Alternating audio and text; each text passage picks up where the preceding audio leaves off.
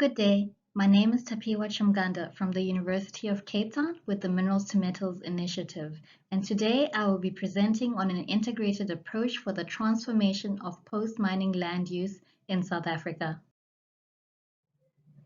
Mining is a temporary land use, and as more and more operations come to the end of their mine life or close due to geotechnical or environmental issues, the mining industry is increasingly grappling with the question of what happens beyond mining and what do post-mining futures look like for different regional contexts. Worldwide, most post-mining land use practices are not sufficiently developed to transition land into sustainable post-mining landscapes and build resilient economies. From the S&P Mine Project database, out of 1,800 mines documented as closed, only 141, which is around less than 10%, are actually defined as having been repurposed or transitions.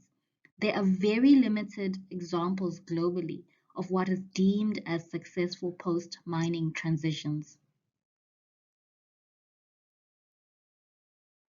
Common global examples of mines that have been repurposed or transitioned into clearly defined post-mining land uses include the Eden Project in the UK, which was a clay pit mine which was repurposed into the largest indoor forest housed in biomes. Another example is the Kubon Raya Megawati gold mining area in Indonesia, which has been transitioned into a botanical garden. However, for the South African context, there is the complexity around communities living in close proximity to mines. Communities depend on mining companies not only for jobs, but for services and infrastructure. Therefore, the narrative and approach around post-mining land use needs to be rather about transformation, transforming the landscape to build resilient communities.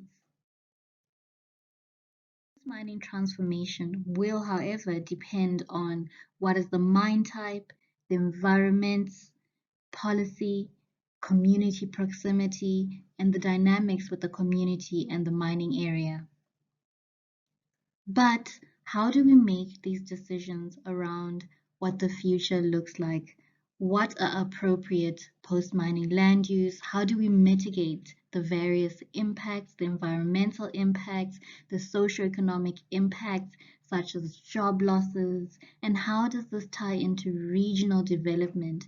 And where do we then begin to say we are building resilient communities and really answering the question around mining being a catalyst for sustainable development? The objective of this research project is therefore to investigate the potential to integrate mine closure planning, socioeconomic developmental planning, regional post-mining land use planning for an integrated approach to post-mining land use transformation for South Africa.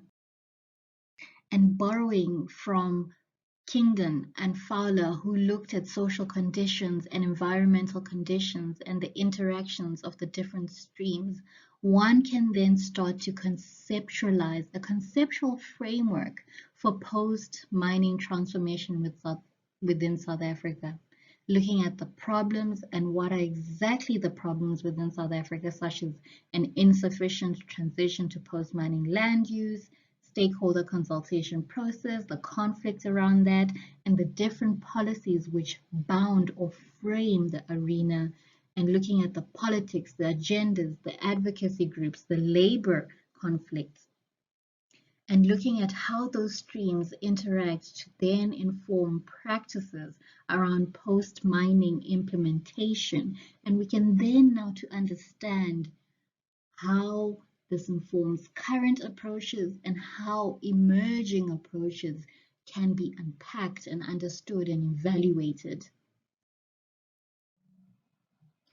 Through the analysis of key case studies implementing various post-mining initiatives in South Africa, in gold, coal, and platinum mining areas, as well as interviews with experts in the post-mining space and participation in key dialogues. The research aims to draw on the multiple streams framework to interrogate discourse on current and emerging practices in post-mining in South Africa, policy enablers and limitations, as well as challenges to stakeholder engagement and barriers and opportunities that can be leveraged to integrate post-mining planning with social developmental planning.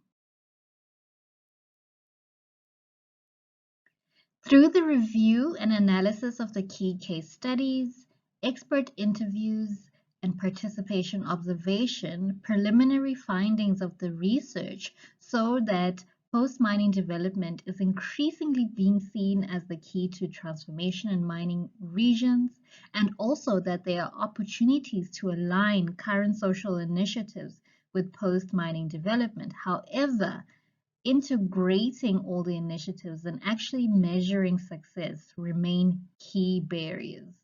Though also policy is increasingly trying to improve practices around closure planning and post-mining land use practices, implementation and further integrating regional planning continue to be challenges in the post-mining space in South Africa.